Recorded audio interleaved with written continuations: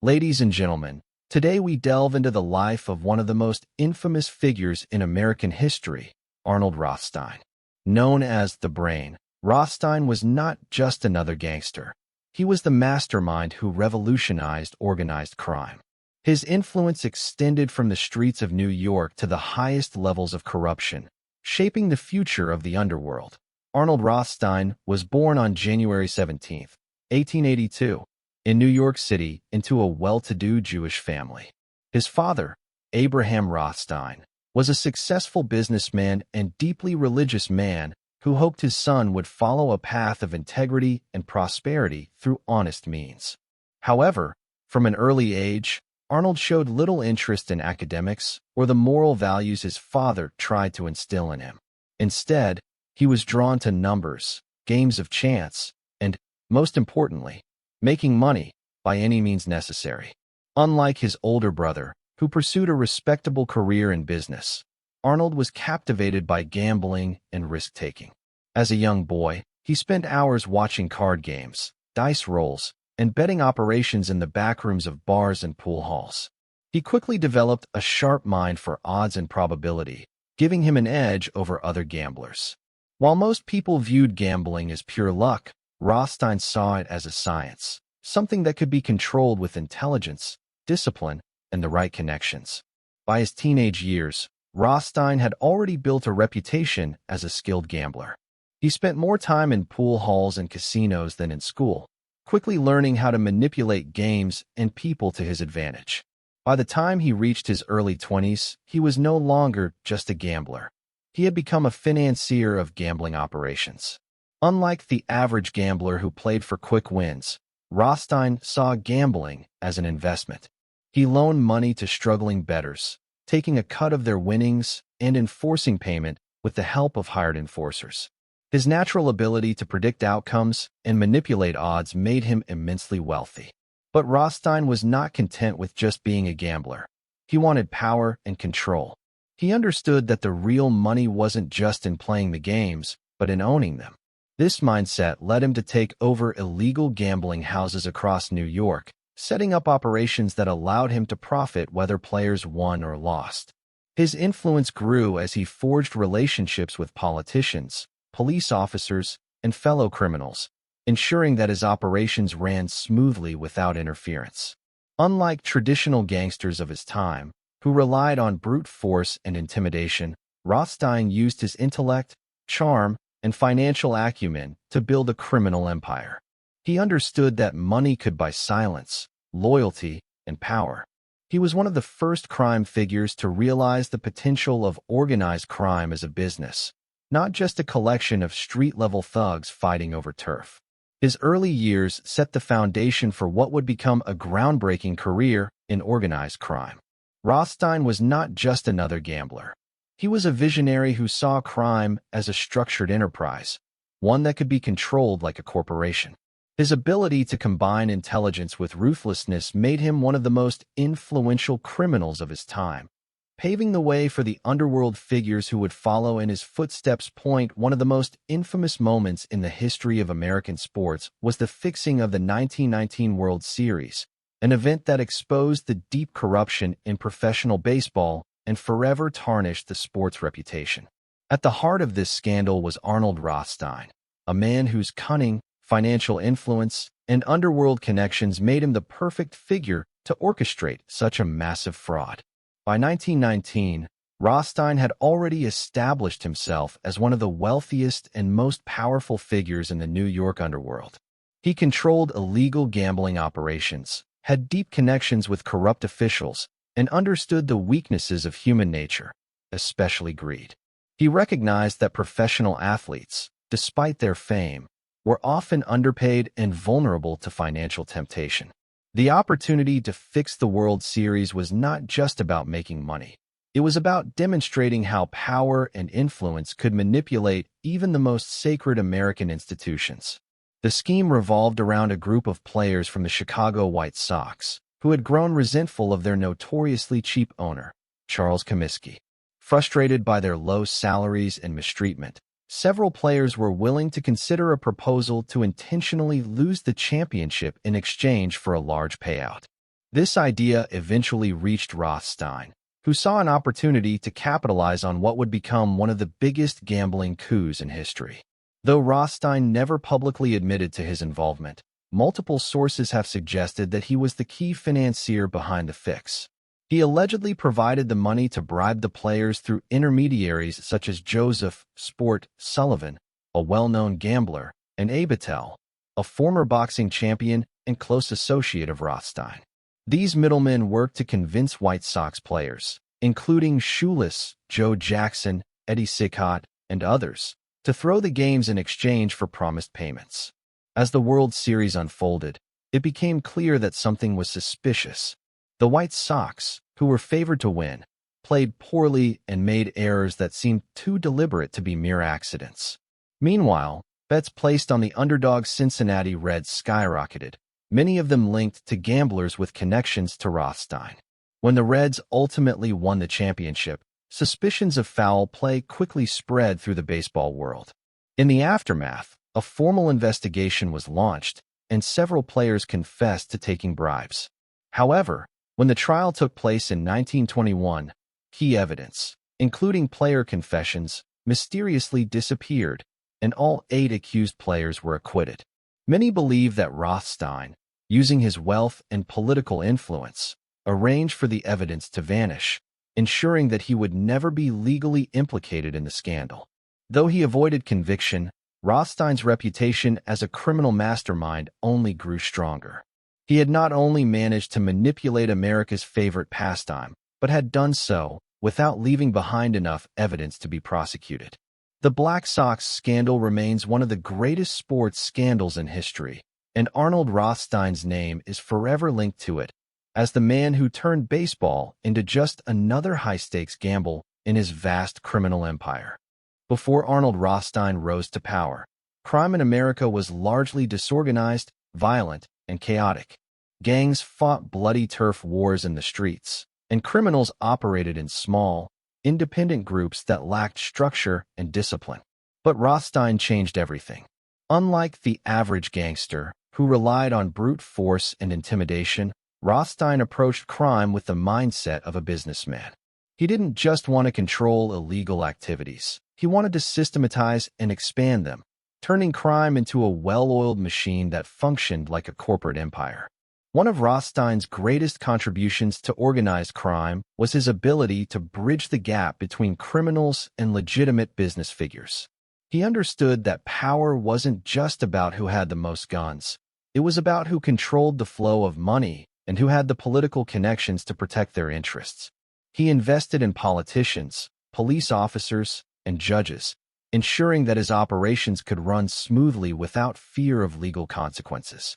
By corrupting law enforcement and government officials, he made it possible for criminals to operate on a much larger scale than ever before. During Prohibition, 1920 to 1933, Rothstein saw a golden opportunity. While many small-time criminals were smuggling liquor on a minor scale, Rothstein envisioned something much bigger. He financed large-scale bootlegging operations, importing alcohol from Canada and Europe, distributing it across major U.S. cities, and controlling the supply chain from start to finish. He didn't just fund bootlegging. He managed it like a legitimate business, setting up a network of suppliers, transporters, and distributors who all operated under his control. This structured approach laid the foundation for future organized crime syndicates, including the American mafia. Rothstein also played a key role in expanding the reach of illegal gambling. While gambling dens had always existed, they were often small operations run by individual criminals.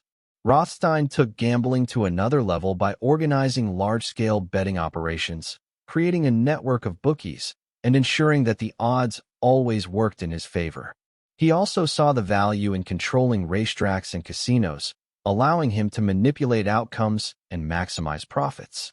Another area where Rothstein's influence was felt was drug trafficking. While many criminals at the time saw drugs as too risky, Rothstein recognized the enormous financial potential. He helped establish early heroin and cocaine smuggling operations, importing drugs through his international connections and distributing them in American cities. His involvement in the drug trade would later serve as a model for crime syndicates that would dominate the narcotics industry for decades. One of Rothstein's most important innovations was his ability to mentor and train the next generation of crime bosses. Unlike many gangsters who hoarded power for themselves, Rothstein understood the importance of building a network of trusted associates.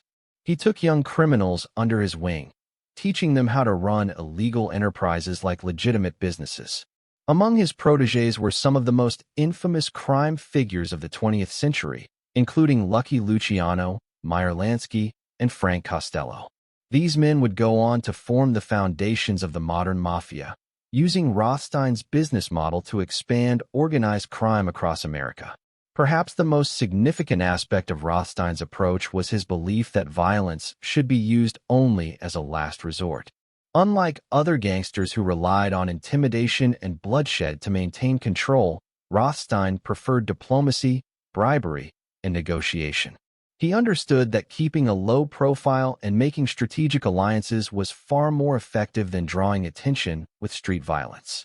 His influence helped shift the focus of organized crime from reckless gang wars to a more sophisticated, corporate-style operation that could withstand legal and political challenges. When Prohibition was enacted in 1920, making the sale and distribution of alcohol illegal in the United States, most saw it as a moral movement aimed at reducing crime and social disorder.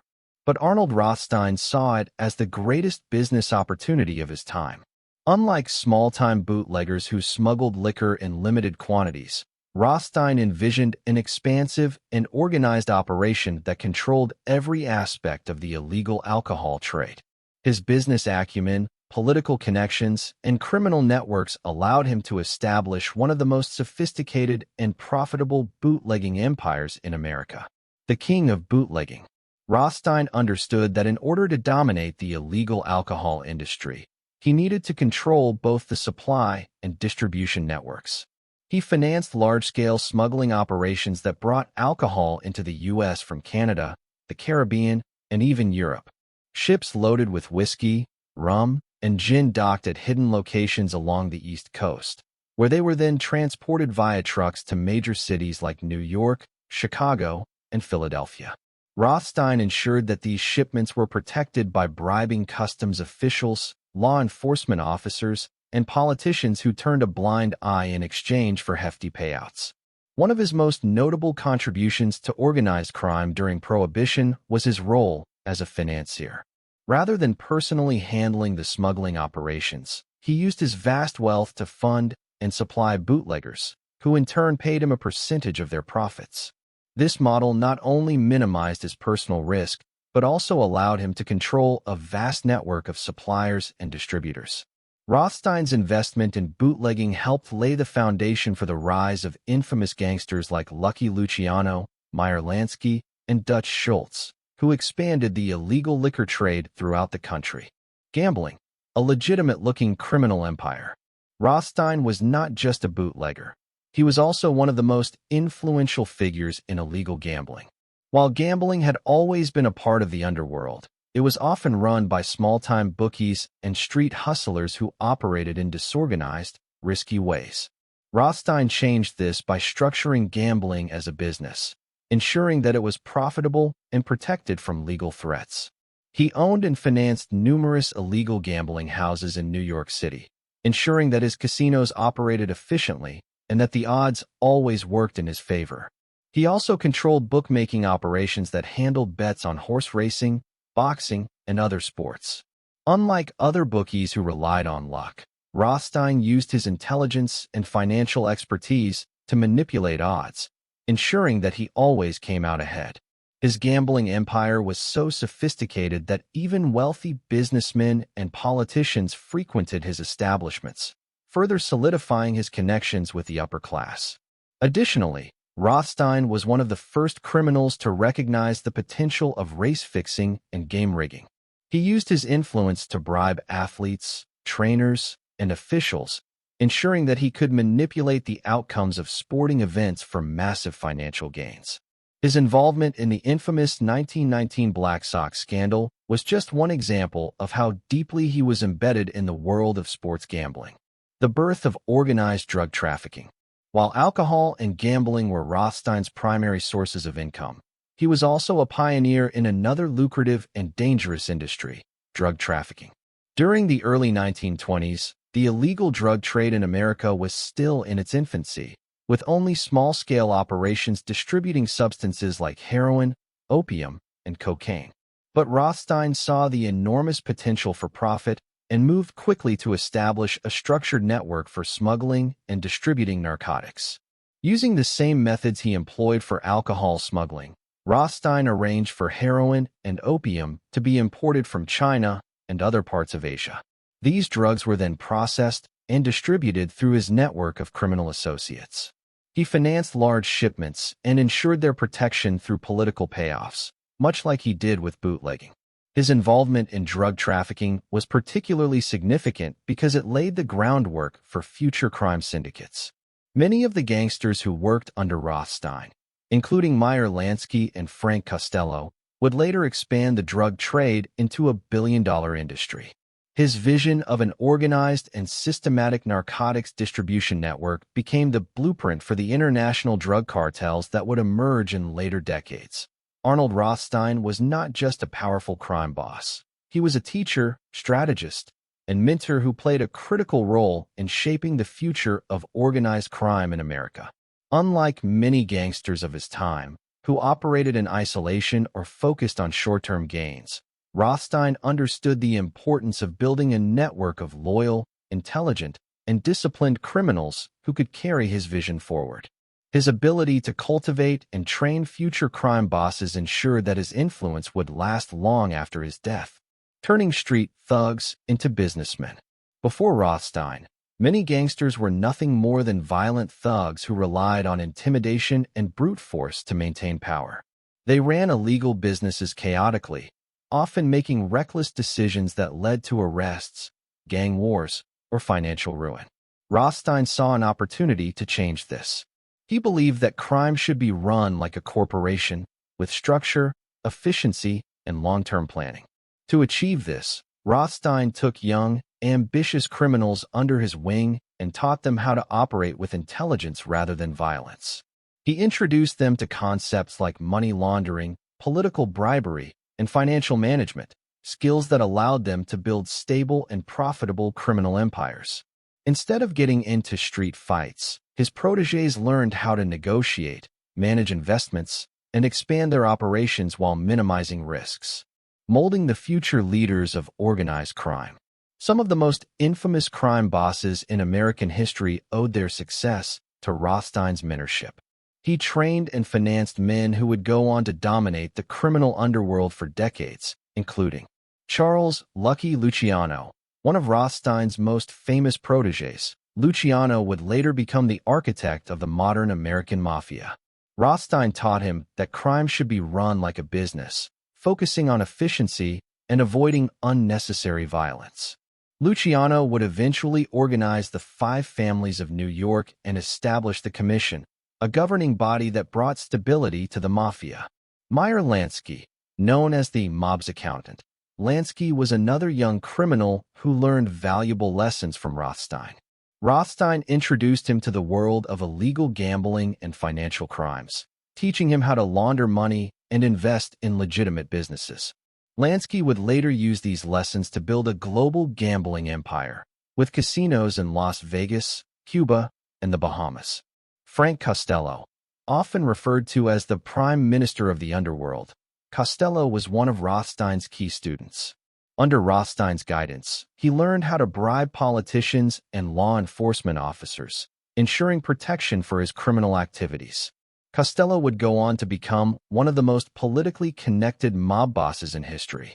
Dutch Schultz, a violent and unpredictable gangster, Schultz became a major player in the bootlegging industry thanks to Rothstein's financial backing. Rothstein taught him how to run a large-scale liquor operation and avoid unnecessary risks. Although Schultz was more aggressive than Rothstein preferred, he still benefited greatly from Rothstein's business strategies. Teaching the art of corruption. One of Rothstein's greatest lessons to his protégés was the power of corruption. He understood that bribery was far more effective than bullets, and he demonstrated how paying off politicians, judges, and police officers could provide criminals with a shield of protection. He also taught them how to manipulate legal systems and avoid unnecessary exposure. Rather than engaging in reckless crimes that attracted too much attention, Rothstein emphasized smart investments in businesses that could serve as fronts for illegal activities. These lessons helped future gangsters create networks of legitimate-looking businesses that shielded their criminal operations from law enforcement scrutiny. The blueprint for the modern mafia. Rothstein's influence extended far beyond his own lifetime. The organizational structure he developed, where crime was treated like a corporate enterprise, became the foundation for the modern mafia.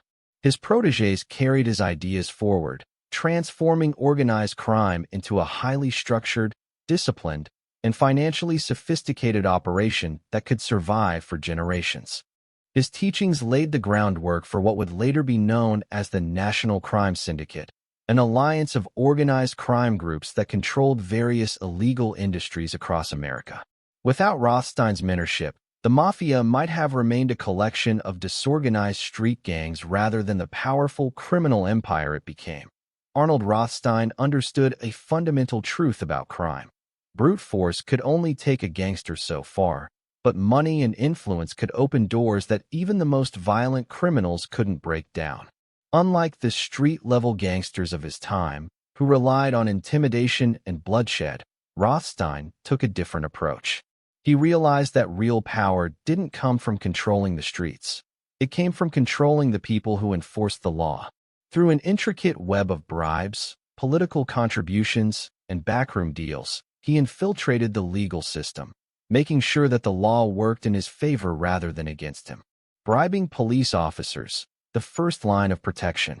One of Rothstein's earliest and most effective strategies was his ability to corrupt the police. In early 20th century New York, law enforcement officers were poorly paid, and many were willing to accept extra cash in exchange for looking the other way. Rothstein took full advantage of this, systematically paying off officers to ignore his illegal gambling houses, bootlegging operations, and other criminal enterprises. But he didn't just bribe random officers. He was strategic. He made sure to have influence over high-ranking police officials, ensuring that entire precincts were under his control. This allowed his operations to run smoothly without fear of sudden raids or arrests. When one of his men was caught committing a crime, Rothstein could simply make a phone call or send an envelope of cash to have the charges dropped. By the 1920s, it was well known in law enforcement circles that Rothstein was untouchable. Even if an honest officer tried to take action against him, they often found themselves blocked by higher-ups who were on Rothstein's payroll. This created an environment where criminals under his protection could operate with impunity, knowing that the police would either turn a blind eye or actively work to shield them from prosecution. Controlling politicians, buying power and influence. Rothstein didn't stop at the police. He extended his influence into the political world as well. He understood that lawmakers, judges, and government officials could be just as corruptible as cops, and he used his vast wealth to ensure that key figures in the political system were on his side. Through campaign contributions and under-the-table payments, Rothstein gained the favor of powerful politicians. He donated money to election campaigns, ensuring that candidates who won office were indebted to him. In return, these politicians would push laws and policies that benefited his operations or helped weaken enforcement against organized crime. Rothstein was particularly skilled at using his political connections to protect his gambling and bootlegging enterprises. When prohibition was enacted, many politicians publicly condemned the illegal liquor trade, but behind closed doors, they were accepting bribes to allow smugglers like Rothstein to continue operating without interference. By keeping key political figures in his pocket, he made sure that law enforcement efforts remained focused on smaller, less organized criminals rather than the large-scale operations he controlled. Fixing the courts, the art of legal manipulation. Even with corrupt police and politicians, there was always the risk that Rothstein or one of his associates could end up in court. But Rothstein had a solution for that as well. He made sure to have influence over the judicial system. He bribed judges, district attorneys, and other legal officials to ensure favorable outcomes in criminal cases. If a trial threatened to expose his illegal dealings, key pieces of evidence would mysteriously disappear, witnesses would suddenly recant their statements, or prosecutors would drop charges altogether. One of the most famous examples of this was during the 1919 Black Sox Scandal, in which Rothstein was accused of fixing the World Series. Despite strong suspicions and testimonies linking him to the scandal, he was never officially charged. Many believe that his influence over legal officials ensured that no concrete evidence ever surfaced against him. The Rothstein method, a blueprint for future crime bosses. Rothstein's ability to manipulate law enforcement, politics, and the judicial system was revolutionary. He showed that a gangster didn't have to hide in the shadows or constantly evade capture. Instead, they could operate openly if they had the right people in their pocket. His methods became a model for future crime bosses like Lucky Luciano, Meyer Lansky, and Frank Costello, who continued using bribery and political influence to shield their operations from law enforcement. These techniques allowed organized crime to flourish for decades, turning the mafia into an institution that could rival even the most powerful government agencies. One of the most infamous and lasting legacies of Arnold Rothstein's criminal empire was his alleged role in fixing the 1919 World Series, a scandal that shook the world of professional sports and exposed the deep corruption within baseball.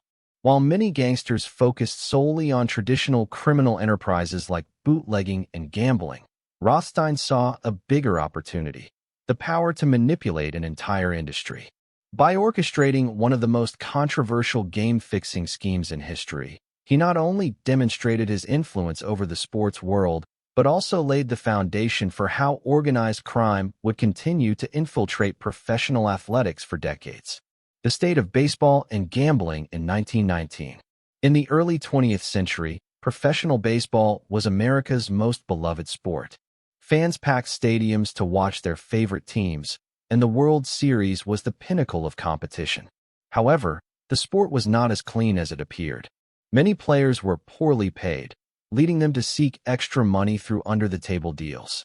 At the same time, illegal gambling was booming, with bookies taking bets on every game and criminal organizations looking for ways to manipulate the outcomes to ensure maximum profits. Rothstein, always one step ahead, realized that the ultimate way to control gambling profits was to control the games themselves. If he could influence players to throw key matches, he could place enormous bets and be certain of the outcome, eliminating all risk. He set his sights on the biggest event in sports, the 1919 World Series between the Chicago White Sox and the Cincinnati Reds. The fix: how Rothstein allegedly orchestrated the scandal.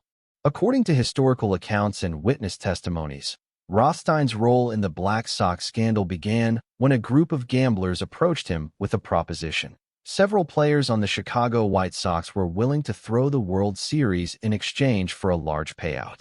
At first, Rothstein was skeptical. He understood that game fixing was risky, especially on such a large scale. But when he saw that key players, including pitcher Eddie Sickott and star outfielder Shoeless Joe Jackson, were involved, he realized this was a real opportunity. Rothstein allegedly provided the financial backing needed to bribe the players. He funneled money through intermediaries, ensuring that his direct involvement could never be traced. Some reports suggest that he personally orchestrated the payouts, ensuring that each player received a portion of the bribe to deliberately lose games. As the series unfolded, it became clear that something was wrong. The White Sox, who were heavily favored to win, began making unusual mistakes. Pitchers were giving up easy hits, fielders were committing uncharacteristic errors, and the team seemed disinterested in winning. Cincinnati ended up winning the series, and suspicions quickly arose that the games had been rigged. The aftermath: investigations and Rothstein's evasion of justice. When rumors of the fix spread, baseball officials launched an investigation, and several White Sox players eventually confessed to accepting bribes. The scandal rocked the sport, leading to the appointment of baseball's first commissioner, Judge Kennesaw Mountain Landis, who banned 8 players from baseball for life. The scandal tarnished the reputation of the game and changed the way professional sports handled gambling-related issues. Despite strong suspicions that Rothstein was the mastermind behind the fix, he managed to avoid any legal consequences. He was called to testify before a grand jury, but he denied any involvement, claiming he was merely a gambler who placed bets like everyone else. With no concrete evidence directly linking him to the bribery payments, he walked away unscathed. Many believe that his influence over law enforcement and political figures helped him escape prosecution. The lasting impact on sports and organized crime. The Black Sox scandal proved that professional sports were vulnerable to manipulation by organized crime, and it set a precedent for future game-fixing schemes. Rothstein's approach, using intermediaries, laundering money through various channels, and ensuring plausible deniability, became a model for later criminal enterprises. The scandal also changed baseball forever. Major League Baseball implemented stricter anti-gambling policies, and the sport spent decades trying to rebuild its credibility. However, Rothstein's influence didn't end with baseball. His success in fixing games inspired later crime syndicates to infiltrate boxing, horse racing, and even college sports, using similar tactics to control betting markets. Even after his death, Rothstein's legacy in the world of sports corruption endured. His methods were studied and replicated by future generations of criminals who saw the potential for massive profits in rigging games, proving that the Black Sox scandal was just the beginning of organized crime's long-standing relationship with the world of sports. On the night of November 4, 1928, Arnold Rothstein, the man who had built a criminal empire through gambling, bootlegging, and political corruption, was shot in a secluded room at Manhattan's Park Central Hotel. This shocking event marked the violent downfall of one of the most influential gangsters in American history. However, Rothstein's murder was anything but straightforward. The circumstances surrounding his death remained shrouded in mystery, filled with speculation, unanswered questions, and a long list of potential suspects. His assassination was not just the end of a single man, but a pivotal moment in the history of organized crime. With Rothstein gone, his protégés, including Lucky Luciano and Meyer Lansky, would reshape the underworld, but the true story behind his murder continues to fascinate historians and crime enthusiasts alike. The events leading up to the murder. In the months before his death, Rothstein found himself in an unusual predicament. He was deeply in debt. This was shocking to those who knew him, as he had always been one of the wealthiest and most financially savvy criminals in New York. But a disastrous losing streak in high-stakes poker games had left him owing over $320,000, equivalent to millions today, to some of the city's most dangerous figures. Rothstein had always been known for his ability to manipulate gambling in his favor, but this time, something was different. On September 8, 1928, he participated in a rigged poker game that he mistakenly believed was in his favor. Instead, he lost heavily and refused to pay his debts, claiming the game had been fixed against him. This was a dangerous move, as it put him at odds with powerful criminals who expected their money. Despite multiple threats, Rothstein continued to stall, believing that his reputation and influence would protect him. But in the world of organized crime, even the most powerful figures couldn't escape retribution forever. The assassination, a premeditated hit, or a business dispute gone wrong. On the night of November 4th, Rothstein was called to a secret meeting at the Park Central Hotel, allegedly to settle his gambling debts. Witnesses later reported that he appeared tense but confident as he made his way to the meeting.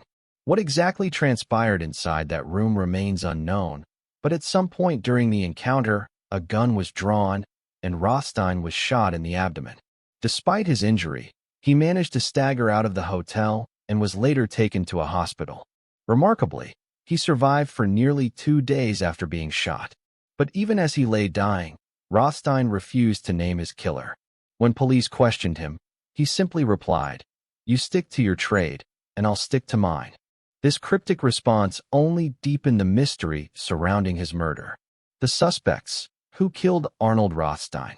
Rothstein had many enemies, and his murder sparked widespread speculation about who was responsible.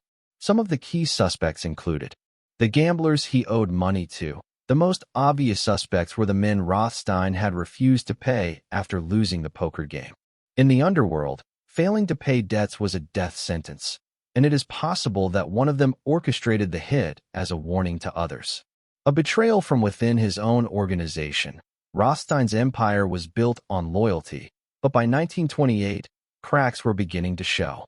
Some of his closest associates, including men like Meyer Lansky and Frank Costello, were beginning to form their own power bases. Some theories suggest that his murder was not just about the gambling debt, but also a way to remove him as an obstacle to their growing influence. Rival gangsters. Rothstein's power had earned him many enemies in the criminal underworld. Italian, Irish, and Jewish gangsters all had reasons to want him gone. It's possible that his murder was a coordinated effort by multiple factions who saw him as a threat. Law enforcement or corrupt politicians. Rothstein had bribed countless police officers and political figures, but if he had outlived his usefulness, it's possible that some of his former allies decided it was time to eliminate him. Despite numerous theories, no one was ever convicted of Rothstein's murder. The case eventually went cold, and his killer remains unidentified to this day. The aftermath, the fall of an empire and the rise of a new underworld. Rothstein's death marked the end of an era in organized crime. With his unique mix of intelligence, financial expertise, and political connections, he had created a sophisticated criminal network that operated like a corporation. But after his assassination, his empire quickly fell apart. His businesses were taken over by his protégés, and the criminal world moved into a new phase, one dominated by the mafia and structured crime families. His murder also sent a message to the underworld. No one, not even the great Arnold Rothstein, was untouchable.